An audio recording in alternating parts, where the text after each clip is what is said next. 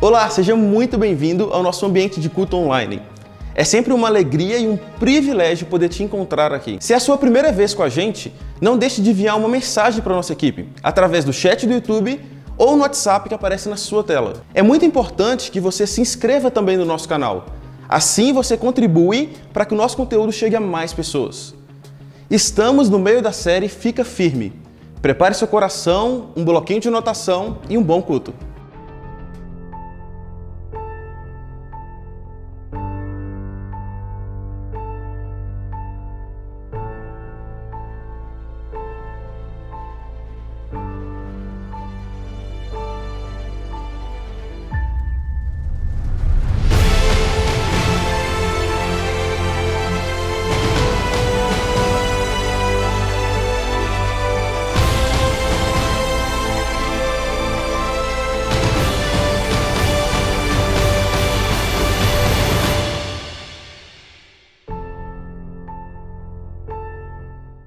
Esse é o segundo episódio da série Fica Firme, uma série baseada em 1 Pedro, aqui da Red. Nós estamos muito animados, muito felizes por ver a repercussão desde semana passada dessa série na vida de muitas pessoas. Semana passada o Tiago começou apresentando a verdade que nós estamos seguros na crise por aquilo que Cristo fez. Fizemos uma live terça-feira, conversando muito e mais aprofundadamente sobre o primeiro parágrafo ali da carta de 1 Pedro. Várias pessoas participaram, mandaram as suas mensagens, baixaram o nosso arquivo do guia de estudo pessoal aqui de 1 Pedro. Enfim, nós estamos muito felizes de poder ajudar você a não só enfrentar as crises, mas enfrentar do jeito certo. Firmado na verdade de que Deus te ama e Ele salvou todo aquele que crê através de Jesus na cruz.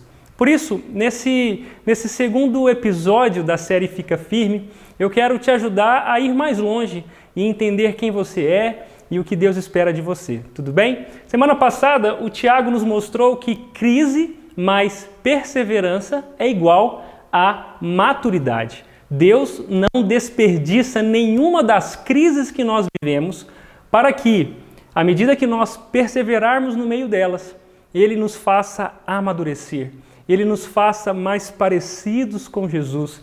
E através da perseverança no meio das crises, nós podemos então experimentar melhor o seu poder, a sua graça e o seu amor. Isso é muito especial, é muito lindo. E agora, nesse segundo episódio, nós vamos um pouquinho mais adiante na primeira carta de Pedro, nós vamos olhar para os textos de 1 Pedro, capítulo 1, verso 13, até o capítulo 2, verso 10. Então, abra aí sua Bíblia, faça suas anotações. Na próxima terça-feira, eu te espero ali numa live no nosso Instagram. Eu também quero conversar com você e poder aprofundar muito mais tudo que nós vamos conversar hoje, ok? Pedro nos mostra, a partir do primeiro parágrafo, aquilo que o Tiago pregou semana passada, que o crente está seguro no meio das crises, porque a graça de Deus o segura. Não existe nada mais poderoso do que o amor de Deus por nós, e esse amor resolveu o nosso passado, nós fomos perdoados, nós fomos alcançados pela sua graça, e essa graça que salva, ela também nos sustenta no meio das dificuldades, porque a graça de Deus também nos garante um futuro certo. Essa é a esperança cristã, que Deus está conosco até o fim. Mas eu não sei você já percebeu o quanto é difícil ser cristão? Você sabe que Jesus te perdoou, você sabe que existe um futuro maravilhoso lá na frente também. Mas quais dificuldades você tem vivido hoje? Como o Evangelho tem se mostrado relevante agora para você? É sobre isso que Pedro está dizendo. Você já parou para pensar? Aqueles cristãos, eles estavam sofrendo muito. Eles tinham acreditado, depositado a sua fé em Jesus. Tinham sido dispersos por regiões diferentes, estavam longe de casa, da família, do conforto material, da estabilidade social, política. Agora eles estavam sendo hostilizados pela sua fé. Ser cristão naquela época era muito difícil e eu acho que você já pôde perceber que ser cristão hoje em dia também é muito difícil. É difícil porque nós somos convidados sempre a nos posicionarmos a respeito da nossa fé, a perseverarmos a respeito do que nós cremos, independente do que esteja acontecendo. E é por isso que, depois de garantir, de nos lembrar que Deus nos protegerá até o fim, Pedro encoraja aqueles cristãos, e nós também, a agirmos hoje de acordo com essa certeza.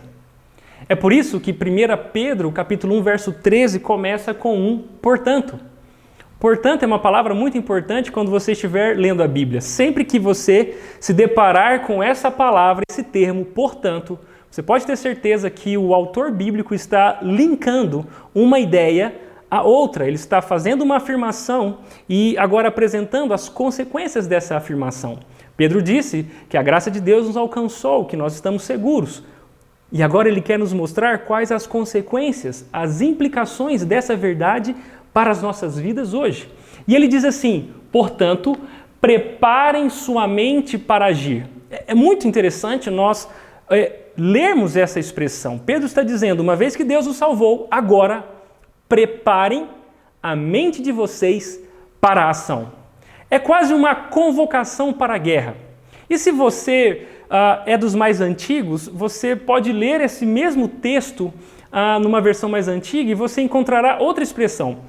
Na Revista e Corrigida, uma tradução um pouco mais antiga, diz assim, portanto, cingindo os lombos do vosso entendimento.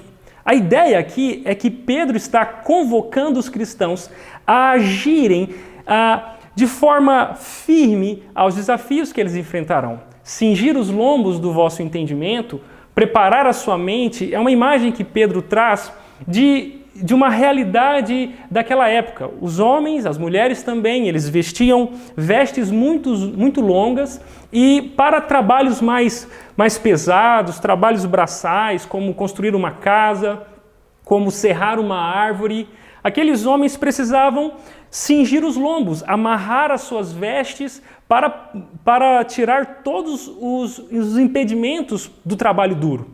Quando Pedro diz, prepare a sua mente para agir, ele está quase que dizendo, arregassem as suas mangas, porque vocês terão muito trabalho. Uma vez que Deus salvou vocês, uma vez que vocês conheceram o Evangelho, agora é hora de colocar em prática essas verdades no tempo presente. É por isso que eu gosto de pensar, que respostas o Evangelho exatamente tem para você hoje? Como o Evangelho de Jesus pode ajudar um grande empresário a gerenciar uma empresa, várias famílias, vários funcionários, decisões difíceis, milionárias? Como exatamente o Evangelho pode ajudar uma mãe que está lutando para fazer o seu filho dormir e não tem conseguido o sucesso? Como o Evangelho pode ajudar um brasileiro como eu e você a lidar com uma sociedade tão polarizada, que milita tantas ideologias por aí, onde a verdade agora é negociada, onde não sabemos mais em quem confiar, as instituições caíram na credibilidade, nós não sabemos mais o que fazer. Que respostas exatamente o Evangelho pode dar para isso? Você já parou para pensar? Que respostas o Evangelho tem para um pai diante de um filho que luta com dúvidas a respeito da sua sexualidade? Essa é a provocação que Pedro está respondendo e eu quero fazer jus a isso. Afinal de contas, ter um passado resolvido no perdão de Cristo lá na cruz e também ter um futuro garantido. precisam gerar transformações no nosso presente. E essa é a verdade que eu quero compartilhar com você hoje. Um passado resolvido e um futuro garantido geram sim, podem gerar um presente transformado. É isso que Pedro está nos ensinando. Essa verdade sobre nós é uma verdade que deve transformar não só o que nós éramos, nem só o que seremos, mas também o que somos hoje. E é por isso que Pedro diz, preparem a sua mente para a ação. E eu, olhando para essa sessão que nós estamos lendo, 1 Pedro 1, capítulo 1, verso 13 até o 2:10, eu quis entender exatamente o que Pedro está dizendo e eu percebi o seguinte, que esse talvez é o versículo principal toda essa sessão que nós estamos lendo. Pedro diz assim, portanto, agora, porém, sejam santos em tudo que fizerem, como é santo aquele que os chamou, pois as Escrituras dizem, sejam santos porque eu sou santo. Não existe um chamado menor para os cristãos do que a santidade. É isso que Pedro está dizendo. Como um passado resolvido e um futuro garantido podem transformar o meu presente. Ele transformará o meu presente à medida que eu viver em santidade. E ele está dizendo, se vocês foram salvos por Jesus, se vocês creem em Jesus como seu Senhor e Salvador, aquilo que Jesus agora espera de vocês é que vocês sejam santos, porque Ele mesmo é santo. Pedro está usando uma citação de Levítico e está voltando lá para a história de Israel, onde Deus tirou o seu povo do meio do Egito e da escravidão através de milagres, de maravilhas, e tirando o povo do Egito, fez com que eles caminhassem pelo deserto, e no deserto, no meio das crises e do sofrimento, Deus se revelou ao seu povo, deu a sua palavra ao seu povo, chamando aquele povo para serem santos como ele era. Assim também nós, como crentes em Jesus, como cristãos dos nossos dias, o chamado é o mesmo. Sejam santos, porque o nosso Deus é santo. Sejam santos, porque eu sou santo, é agora a orientação de Pedro para nós. Talvez você esteja meio desconfortável agora. Afinal de contas, ser santo, isso parece estranho. Na verdade, bem estranho, porque talvez você tenha uma ideia errada do que é ser santo. Essa palavra, ela precisa ser definida melhor. E eu quero ajudar você, antes de prosseguirmos, a entender o que exatamente Pedro está dizendo aqui. O que é ser santo? Essa é a pergunta que eu quero responder aqui agora. O que é ser santo, Washington? Se Pedro está dizendo, sejam santos como eu sou santo, se essa é a vontade de Deus para mim, o que exatamente é ser santo? Antes de te explicar o que é isso, deixa eu te mostrar o que não é ser santo, tá bom? Então, o que não é santidade. Primeira coisa é que santidade não é ser perfeito. Essa é uma visão muito errada do que é ser santo. Afinal de contas, Deus não espera que você seja perfeito. Tem muitas pessoas que acreditam que ser santo é ser perfeito. Perfeito no sentido de não ter erros, de não tropeçar, de não errar, de não ter pecado. E isso não é bíblico, porque a palavra de Deus nos mostra que a justificação, aquilo que Jesus fez na cruz por nós, ela nos livrou da condenação do pecado. Tiago considerou isso semana passada conosco. A justificação nos livrou da culpa do pecado. A glorificação nos livrará da presença do pecado. E ela só nos livrará da presença do pecado porque enquanto nós vivemos, o pecado ainda é presente em nossas vidas. Nós fomos libertos do poder do pecado, mas ainda não da presença dele. É por isso que, apesar de você crer em Jesus, de confiar a sua vida a Ele, você ainda lida, eu sei, com uma natureza inclinada para o mal. Muitas vezes eu e vocês nos frustramos com a gente mesmo, não é verdade? Nós pecamos em coisas que nós não queremos mais pecar. Nós enfrentamos desafios internos, interiores. E esses desafios estão aí porque nós estamos lutando contra a nossa natureza pecaminosa. Por isso, ser santo não é ser perfeito. Deus está construindo o caráter de Cristo em nós. Existe ainda muita coisa para ser consertada, aperfeiçoada aí dentro. Nós devemos almejar a perfeição, mas nós devemos reconhecer que ninguém é perfeito, que nós ainda não somos perfeitos. E não é exatamente isso que significa ser santo.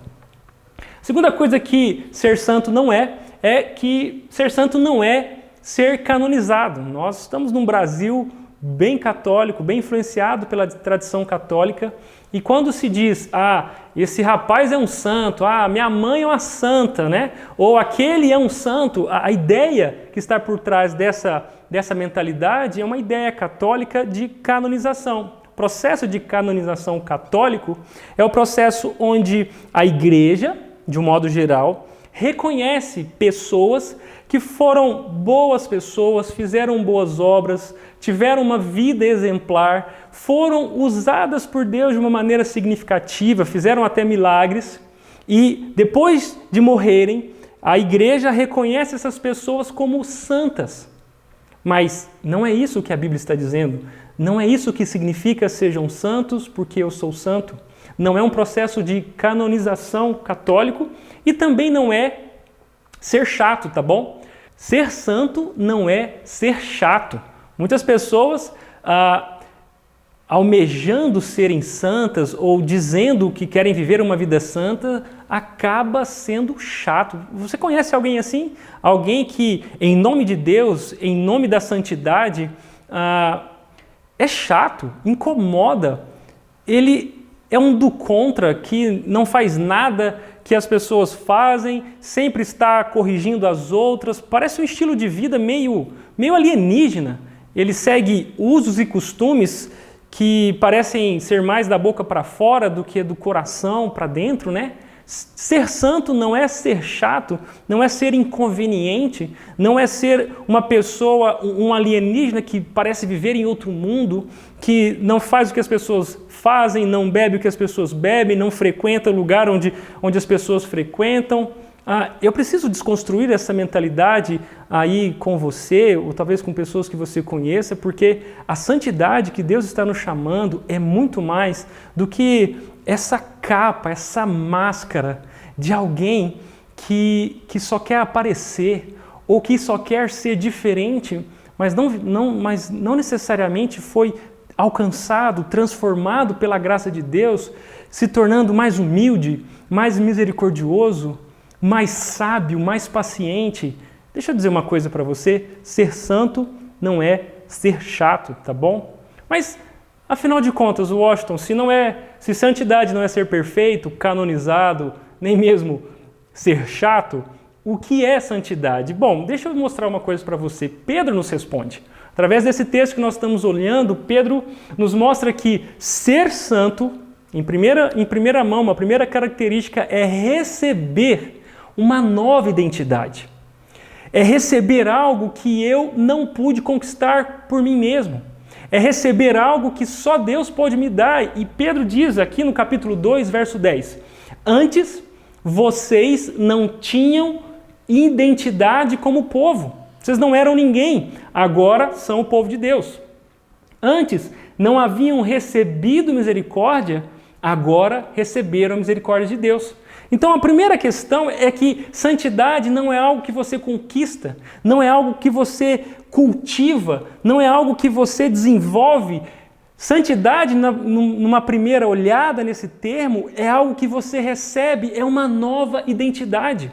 Ele está unindo aqui a história da igreja à história de Israel, citando esse texto dizendo, assim como Israel não era um povo, mas Deus escolheu fazer dos descendentes de Abraão o seu povo exclusivo, a sua nação santa, assim também os cristãos, quando depositam a sua fé em Jesus, são escolhidos por Deus, são o povo que Deus chamou. E agora esse povo é santo porque o Deus desse povo é santo.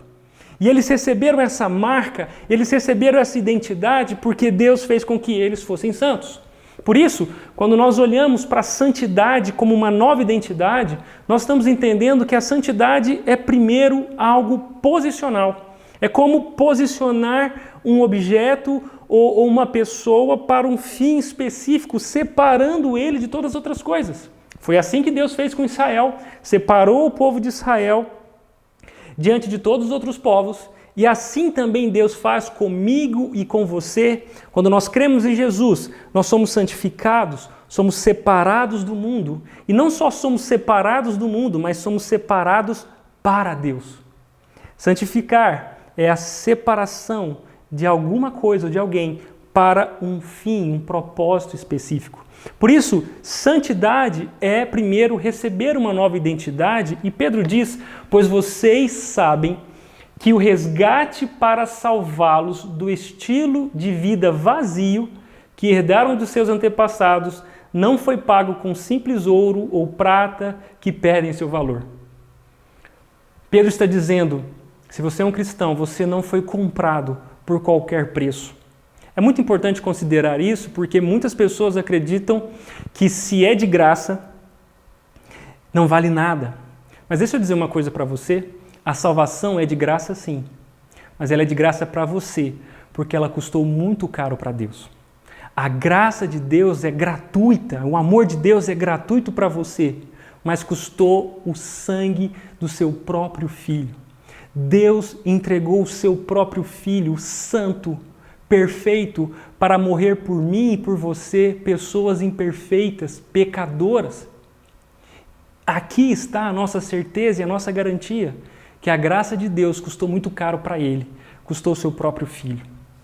E Pedro continua dizendo, vocês sabem que Deus os resgatou daquele estilo de vida vazia que vocês viviam e deu para vocês muito mais do que vocês mereciam. Ele diz, daquele estilo de vida vazio que herdaram dos seus antepassados, não foi pago com simples ouro ou prata que perdem seu valor, mas com sangue precioso de Cristo, o Cordeiro de Deus, sem pecado nem mancha. Essa é a primeira boa notícia que eu quero te dar. Deus te salvou e Ele espera que você seja santo. E para ser santo, você já tem tudo o que precisa. Você foi escolhido por Deus. Se você crê em Jesus, você recebeu uma nova identidade, você é filho dele. Você pertence ao povo dele. E nada o que você faça, o que possam fazer contra você ou falar sobre você, mudará essa verdade. Você é um filho de Deus. Você recebeu uma nova identidade. Olha o que diz Robert Clinton. Ele diz assim, Deus se importa com o que somos. Nós queremos aprender 1000 coisas porque há tanto a aprender e fazer, mas Ele quer ensinar-nos apenas uma coisa, talvez de 1000 maneiras diferentes. Estou formando Cristo em você. Eu trabalho com aconselhamento aqui na Rede e diariamente, semanalmente, eu acompanho pessoas, jovens, mães, pais, idosos, em várias questões diferentes, várias situações difíceis, várias crises diferentes. E eu tenho o privilégio de acompanhar o crescimento de muitas pessoas, o desenvolvimento delas. E uma coisa que eu concordo muito com o Robert Clinton aqui, é que parece que todos nós constantemente estamos mudando os nossos assuntos com Deus. Nós estamos orando sobre o filho pequeno, depois nós estamos orando sobre a nova casa, depois a gente está orando sobre o desemprego, depois a gente está agradecendo a Deus por algumas vitórias. Mas a minha percepção é que, apesar dos nossos assuntos mudarem com Deus ao longo do tempo, Deus ainda está tendo o mesmo assunto conosco, está tratando a mesma coisa com a gente. O que é isso? O que Deus está tratando com todos nós através de tantas situações que nós vivemos? É o que o Robert Clinton falou. Estou formando Cristo em você. Eu não sei onde você está, eu não sei o que você está vivendo, mas uma coisa que eu quero te lembrar é que esse Deus que te salvou tem um plano, um projeto lindo para a sua vida. Essa santidade que Ele te deu, você está posicionado em Cristo agora, precisa significar na sua vida um processo, um desenvolvimento. E esse desenvolvimento não é para que você seja um filho de Deus, mas porque você é.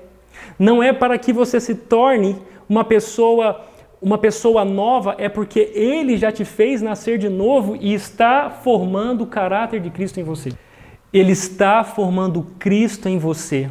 Esse é o assunto de Deus contigo e não existe nenhuma transformação verdadeira, significativa, interior em nossas vidas se nós não reconhecermos e não descansarmos na certeza de que somos filhos de Deus, que nós recebemos essa nova identidade dele. E entenda hoje, de uma vez por todas, você é filho de Deus e essa garantia é o que transforma a nossa vida. Muitos de nós vivem hoje como se fossem órfãos, procurando a aceitação de Deus através daquilo que fazem. Deixa eu dizer uma coisa para você, não é uma família admirável, não é uma carreira de sucesso, não é um conjunto de boas atitudes, de boas maneiras que fará com que Deus se interesse por você. Todos nós éramos órfãos, não éramos povo, estávamos perdidos. Mas Deus nos alcançou com seu amor, nos salvou e nos colocou em sua família. Ele nos adotou e agora nós somos filhos de Deus. Por isso, o perdão de Deus não está condicionado ao que você pode fazer para ser perdoado.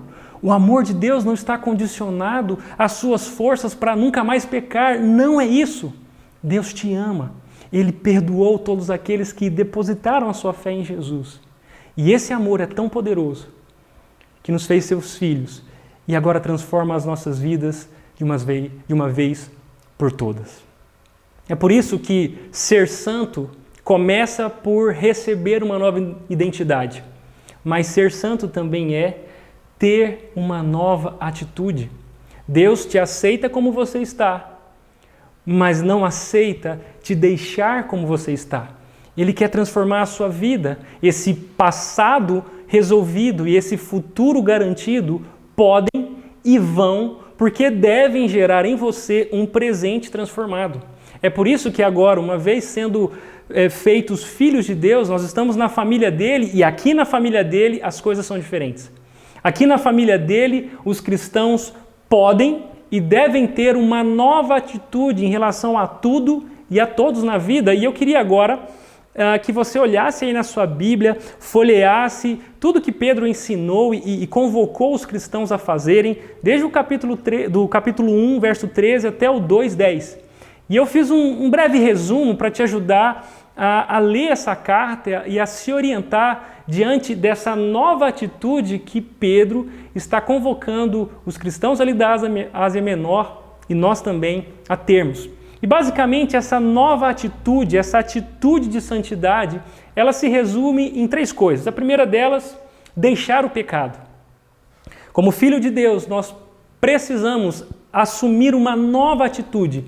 E a primeira coisa a se fazer é deixar o pecado. Olha o que Pedro diz assim: não voltem ao seu antigo modo de viver, quando satisfaziam os próprios desejos e viviam na ignorância. Pedro está dizendo, aqueles que foram salvos por Jesus, agora não precisam mais se voltar para a antiga vida. Isso é muito importante considerar. Se você crê em Jesus como Senhor e Salvador, a minha pergunta é, o que mudou? O que mudou em sua vida desde que você confiou a sua vida a Jesus? O que mudou em você desde que você conheceu o amor dele, creu na palavra? O que exatamente mudou dentro de você?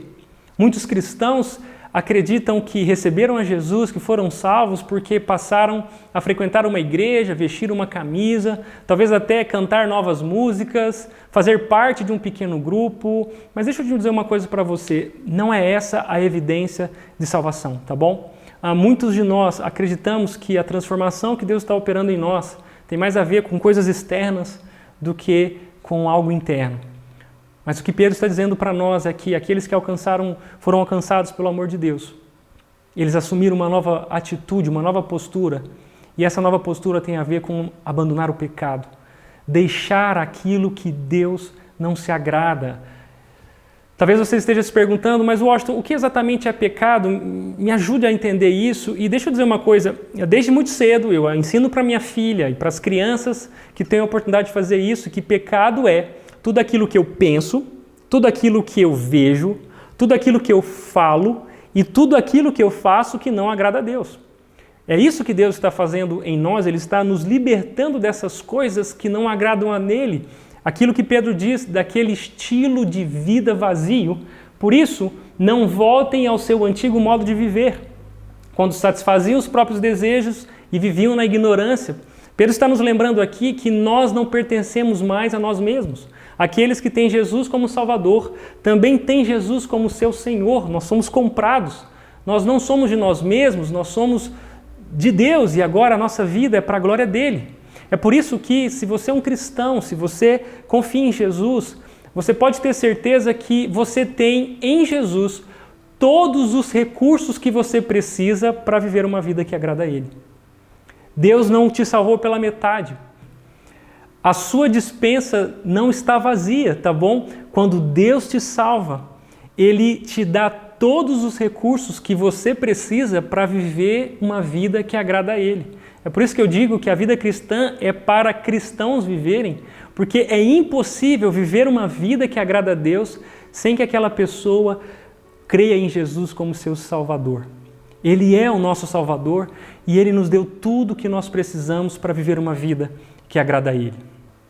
É por isso que Pedro está dizendo, aquela antiga vida, aquelas antigas práticas, aqueles antigos amigos, aqueles lugares, aquela antiga postura, que não faça mais parte da vida de vocês, vocês foram libertos por Jesus. E Pedro continua dizendo, portanto, livrem-se de toda maldade, todo engano, toda hipocrisia, toda inveja, todo tipo de difamação. Ele está listando algumas práticas daquelas pessoas, algumas tentações que aquelas pessoas viviam e também tentações que nós vivemos. Se você antes era maldoso, prejudicava pessoas, não faça isso mais. Se o seu estilo de vida, de gerenciamento, de relacionamento estava permeado por enganar pessoas, por uma mentirinha aqui, outra mentirinha ali, abandone isso. Se você vestia máscaras, era um hipócrita diante do sogro, da sogra, do pastor, do seu cônjuge, dos filhos, você não é mais escravo disso. Livrem-se dessa postura, é o que Pedro está nos dizendo. Toda inveja, toda difamação, se você falava mal dos outros, faziam comentários desnecessários, inoportunos, abandonem isso, vocês não são mais escravos dessas coisas, é o que Pedro está nos dizendo. Por isso, a primeira característica de uma nova atitude é deixar o pecado. A segunda característica de uma nova atitude é amar as pessoas. Olha o que Pedro nos ensina. Ele está dizendo, uma vez que vocês foram purificados de seus pecados, quando obedeceram à verdade, tenham como alvo agora o amor fraternal sem fingimento. Amem uns aos outros, sinceramente, de todo o coração. Como é maravilhoso nós percebermos que as evidências do perdão de Deus é o amor às pessoas. Pedro está dizendo, amem uns aos outros, amem fraternalmente, façam isso sem fingimento, façam isso sinceramente, isso é muito especial. O amor de Deus que nos encheu tanto que agora nós podemos compartilhar ele para outros. Eu gosto muito de quando o pastor Carlos Macor, do Ministério Permanecer, nos lembra que não falta amor no mundo. Deus é amor e o amor dele enche a terra. O problema do mundo, então, não é falta de amor. O problema do mundo está na distribuição desse amor. Esse é um problema nosso, nós fomos amados por Deus, mas esse amor não necessariamente sempre é compartilhado com os outros. É por isso que um dos efeitos dessa nova identidade que nós recebemos, filhos de Deus, é uma nova atitude de amor para com os outros. Por isso a Bíblia não nos convida a amar as pessoas, não nos convoca a amar de modo genérico. Deus quer, com certeza, que você ame as pessoas difíceis, que você ame aqueles que te odeiam, que você ame aqueles que te ofenderam, que você ame aqueles que te decepcionaram. A vontade de Deus é que a vida deles sejam transformados através do amor dele que passa por você. Nós somos luz do mundo. Deus nos chamou para sermos a expressão da sua glória, para refletirmos a sua luz nesse mundo em trevas. E é por isso que quando alguém peca contra você, quando alguém é hostil contra você, a resposta do cristão não é devolver na mesma moeda, mas é amar com o amor de Deus. Pedro diz isso porque nós fomos purificados dos nossos pecados pelo amor de Deus. E agora nós podemos amar as pessoas que pecam contra nós, mas não de modo fingido ou sem sinceridade, mas de todo o coração, porque foi isso que Deus fez conosco. Então, a segunda característica de uma nova atitude, a primeira é deixar o pecado, a segunda é amar as pessoas e a terceira característica é buscar a Deus. Uma nova atitude, uma atitude de santidade, é uma atitude que também busca a Deus. Pedro diz assim, como bebês recém-nascidos, desejem intensamente o puro leite espiritual, para que, por meio dele, cresçam e experimentem plenamente a salvação que agora provaram da bondade do Senhor. Eu sempre me emociono quando vejo esse texto, porque Pedro está usando uma ilustração que é muito especial para todos aqueles que são pais, que têm filhos. Porque ele diz assim, como bebês recém-nascidos, o cristão deve desejar intensamente o leite puro espiritual. Se você foi pai, você se lembra que quando seus filhos eram pequenos, nada parava o desespero deles quando eles estavam com fome do que o leite materno, do que o leite da mamãe, não é verdade?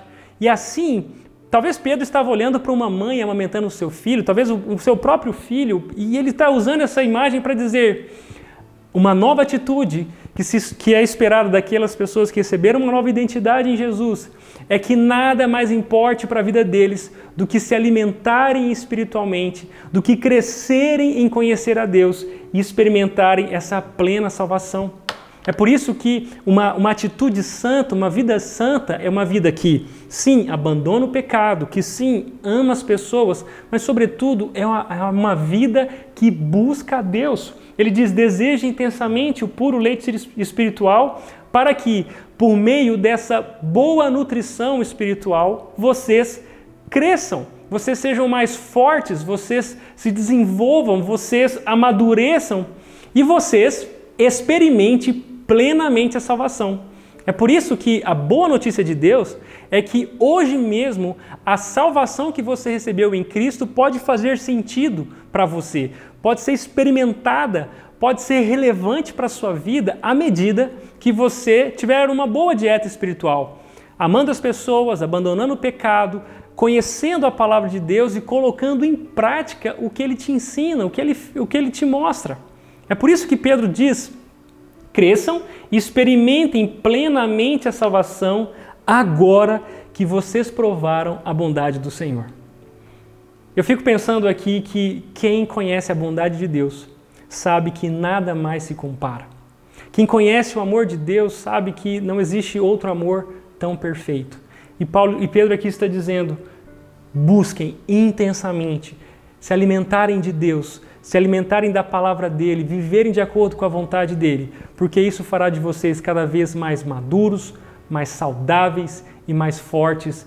E não importa o que vocês viverão, vocês estarão prontos para encarar essas dificuldades, porque estarão fortalecidos em Jesus.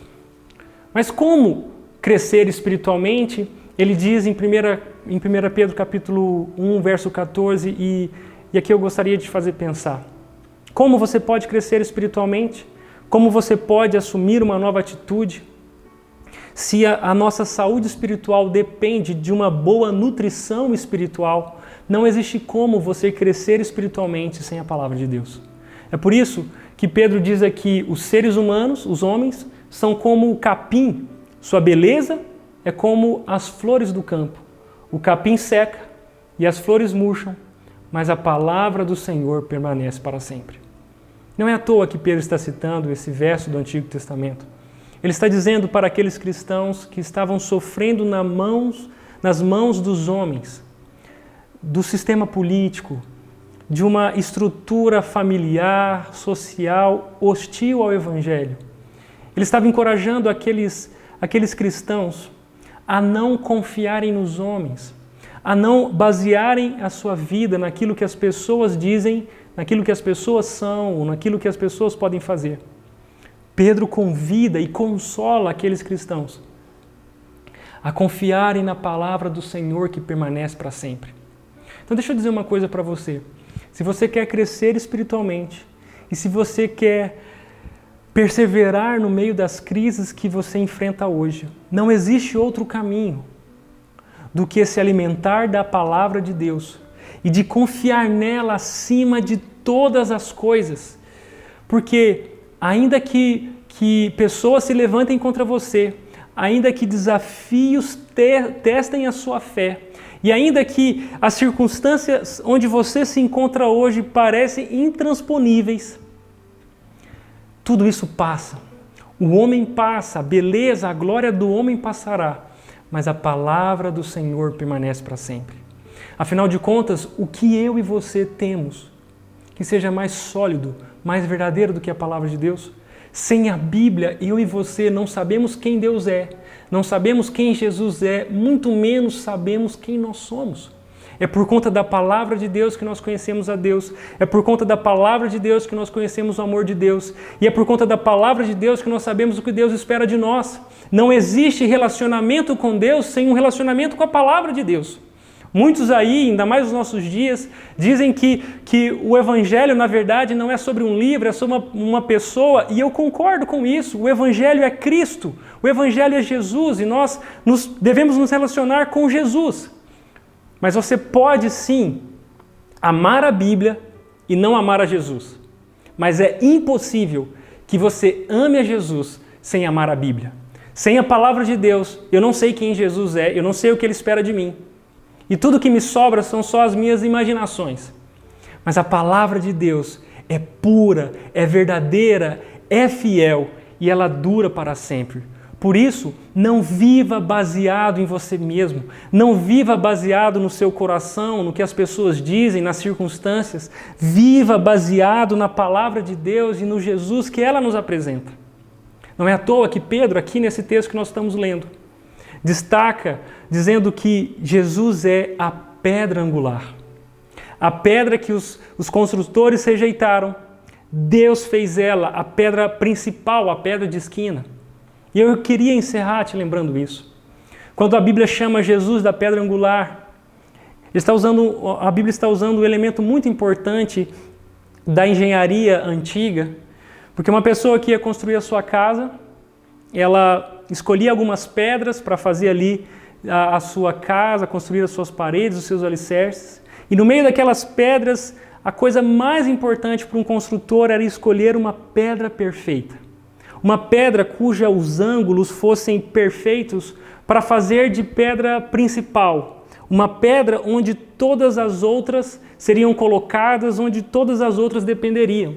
E quando a Bíblia nos diz que Jesus é a pedra angular, ele está dizendo que Deus construiu todo o mundo e toda a história a partir de Cristo. E assim, como Cristo é a pedra angular, todos nós devemos basear a nossa vida, construir a nossa vida em cima dele. Isso significa que se você construir a sua vida em cima do emprego, a sua vida vai desmoronar. Se você construir a sua vida em cima do seu cônjuge, do seu filho, do seu patrimônio, a sua vida vai desmoronar. Porque essas coisas não são eternas, elas não são sólidas, elas não são perfeitas. E todos nós que um dia confiamos mais nessas coisas do que em Jesus, nós desmoronamos. Mas se hoje a sua vida está baseada em Jesus, você pode ter a certeza de que ela estará sendo construída sobre a rocha. Ele é a pedra angular, a palavra dele permanece para sempre, e essa é a vontade de Deus para mim e para você. Por isso, um passado resolvido e um futuro garantido geram sim um presente transformado quando nós baseamos a nossa vida em quem Deus é, no seu amor que nos salvou e em Jesus, essa pedra angular em quem nós podemos confiar e jamais seremos abalados. Para encerrar, eu queria te fazer pensar em algumas coisas para você refletir e praticar. A primeira delas, qual o lugar da palavra de Deus em sua vida? É impossível viver no meio das crises, crescer espiritualmente sem se dedicar à palavra de Deus. E é por isso que nós estamos fazendo essa série baseada em 1 Pedro.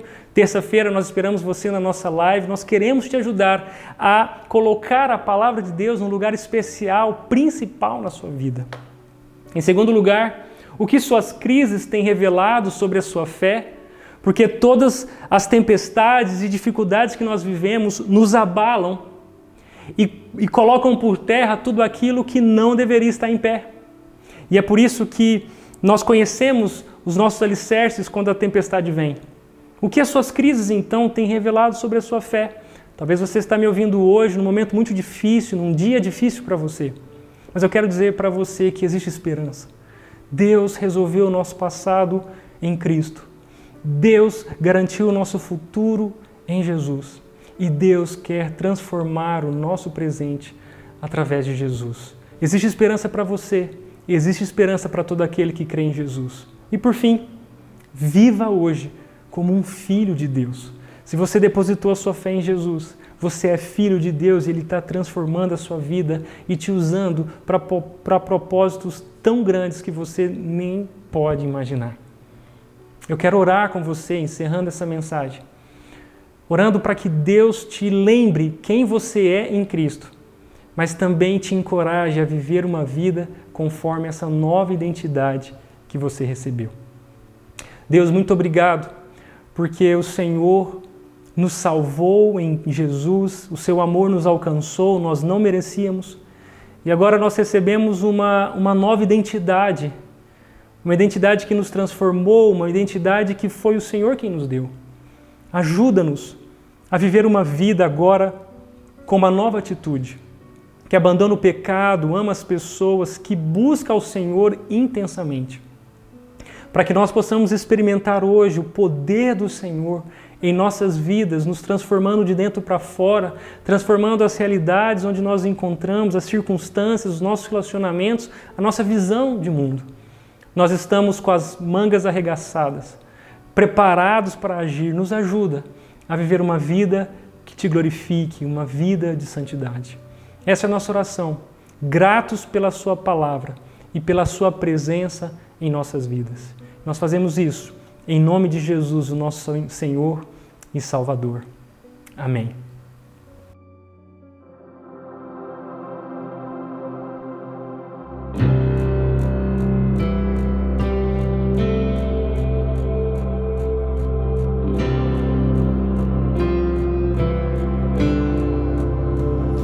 Vejo o Rei, o grande eu sou, humilde foi, espinhos viu, seu coração exposto a nós. Ó Jesus, sou grato pela cruz. No Calvário se esvaziou, o ofendemos e ainda assim nossa vergonha Ele apagou. Ó Jesus, sou grato pela cruz.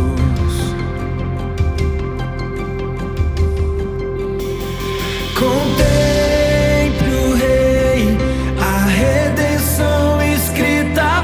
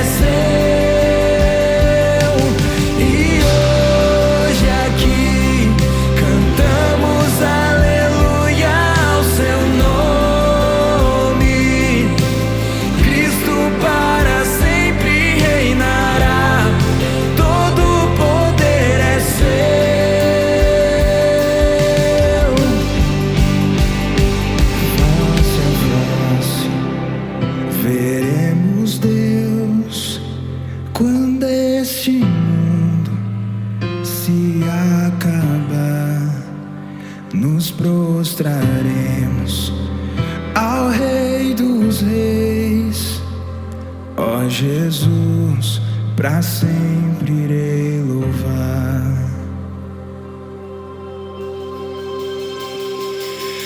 Contei